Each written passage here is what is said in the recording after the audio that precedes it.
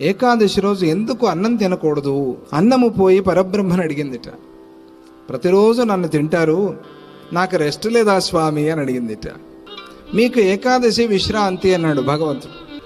ఎవరు వింటారు స్వామి అన్నాడు. ఎవరు వింటారు? ఏకాదశి మాకు విశ్రాంతిని ఎవరికి తెలుస్తుంది? మేము ఎవరి దగ్గర నోరు మొత్తుకోవాలి? మాకు ఏకాదశి విశ్రాంతి తినద్దు అంటే ఎవరైనా వింటారా అని అంటే అట్లా కాదు.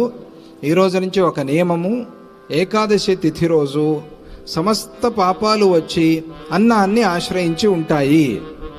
ఎవరు అన్నం తింటారో వాళ్ళు అన్ని పాపాలు తిన్నవాళ్ళు అవుతారు, ఇక గుర్తుపెట్టుకోండి అన్నారు. ఇది భగవంతుడు చెప్పిన మాట. కాబట్టి అన్నం తినద్దు.